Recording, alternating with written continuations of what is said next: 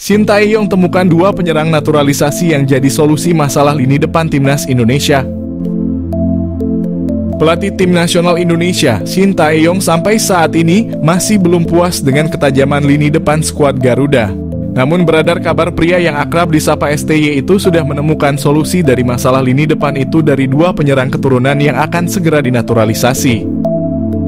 Program naturalisasi masih menjadi andalan timnas Indonesia untuk memperkuat skuad secara instan. Pemain keturunan terakhir yang berhasil dinaturalisasi adalah Calvin Verdon. Keputusan menaturalisasi fullback milik NEC Nijmegen itu pun dinilai berhasil. Sebab Verdon mampu memperlihatkan penampilan yang menjanjikan saat debut di laga timnas Indonesia di kualifikasi Piala Dunia 2026 zona Asia. Kini tampaknya PSSI sudah cukup mengincar pemain belakang. Hal itu karena beredar kabar mereka tengah dalam proses menaturalisasi dua pemain depan, yakni Ole Romenyi dan Mauro Zijlstra. Romenyi dan Zijlstra pun dianggap sebagai solusi dari masalah lini depan timnas Indonesia yang masih kurang tajam. Jika itu benar, maka kehadiran mereka jelas dibutuhkan untuk membantu timnas Indonesia. Lantas bagaimana proses naturalisasi Romenyi maupun Zijlstra?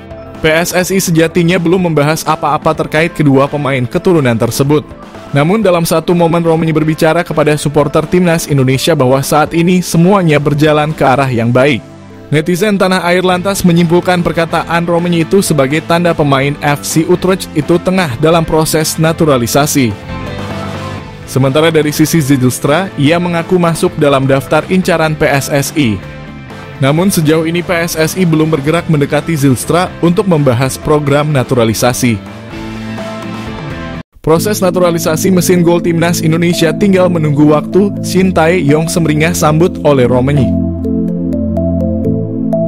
Proses naturalisasi Ole Romenyi semakin terlihat nyata dengan berbagai indikasi yang bisa memuaskan dahaga Sintayong akan seorang mesin gol di timnas Indonesia. Sintayong telah menantikan hadirnya seorang bomber di skuad Garuda sejak lama, lantaran posisi striker masih belum bisa dibilang aman hingga kini.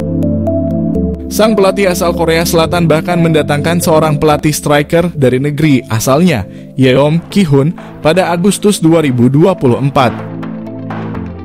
Timnas Indonesia memerlukan kualitas yang lebih baik untuk putaran kualifikasi Piala Dunia zona Asia, dan striker adalah salah satu departemen yang mendesak untuk segera ditingkatkan.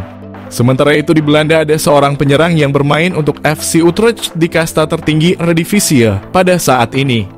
Dialah Ole Romenyi yang sudah dikaitkan sejak lama dengan PSSI dan bahkan pernah mengaku berkomunikasi dengan Erick Thohir beberapa bulan lalu. Semenjak saat itu, sederet pertanda positif mengikuti Ole Romenyi seakan dirinya semakin dekat dengan timnas Indonesia. Pada awal Agustus ini, FC Utrecht menjalani laga uji coba kontra Venezia, tim asal Italia yang dibela oleh pemain timnas Indonesia Jay Itzes. Di sela-sela laga tersebut, Romenyi terlihat foto bareng bersama dua penggawa timnas Indonesia, Jay Itzes dan Ivar Jenner, yang merupakan rekan setimnya di FC Utrecht. Kemudian pertanda semakin kuat karena akun Instagram Romenyi telah di-follow oleh Erick Thohir. Untuk semakin memperkuatnya, Romenyi juga mengikuti Vardy Bachedim, agen yang sering bekerja sama dengan PSSI perihal mengurusi naturalisasi pemain keturunan, terutama yang tinggal di Belanda. Berbagai pertanda semakin mengindikasikan bahwa Ole Romenyi akan menjadi pemain naturalisasi timnas Indonesia yang berikutnya. Tentu hal ini dinantikan oleh Sintayong yang sudah lama mendambakan kehadiran seorang mesin gol di skuad timnas Indonesia.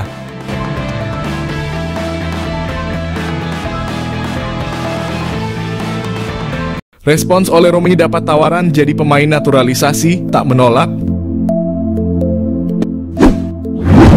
Penyerang FC Utrecht Belansa, Ole Romenyi ternyata sudah dilobi Ketua Umum PSSI Erick Thohir. Pemain 23 tahun itu digadang-gadang menjadi WNI lewat jalur pemain naturalisasi. Diketahui di timnas Indonesia belum memiliki pemain diaspora untuk posisi striker.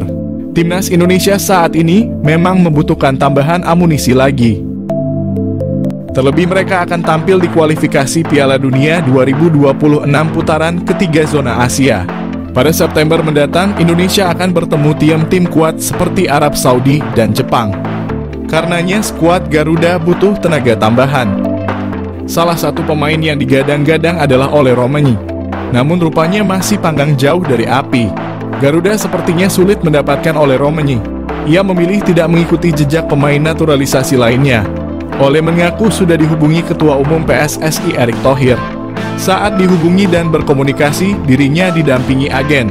Ole tidak secara tegas menolak tawaran. Namun menurutnya saat ini bukan waktu yang tepat. Peluang striker tangguh kecil gabung Timnas Indonesia, Ketua PSSI Erick Thohir cari opsi lain. Ketua PSSI Erick Thohir dan Shin Tae-yong terus berupaya merekrut pemain grade A dari Eropa. Erick Thohir mengatakan tidak mudah merekrut pemain grade A, terutama pemain grade A posisi striker. PSSI sangat ketat melakukan penjaringan pemain striker grade A. Ole Romanyi salah satu striker pemain grade A yang diincar PSSI. Pemain asal Belanda itu berkali-kali dihubungi PSSI, namun belum memberikan kepastian jawaban. Shin Tae-yong terus berjuang menyusun skuad Timnas Indonesia.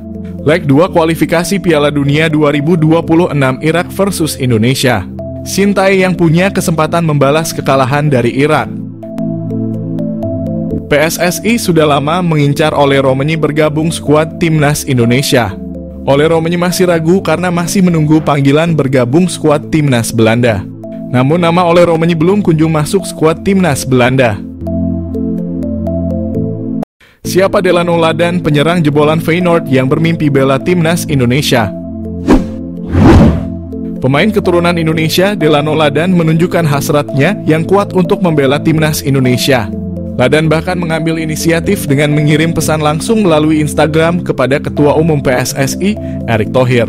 Isu mengenai minat Ladan untuk dinaturalisasi pertama kali mencuat melalui akun Instagram @footballindonesia.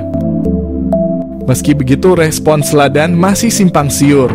Namun kini keinginannya untuk bermain bersama Timnas Indonesia bukan hanya sebatas rumor.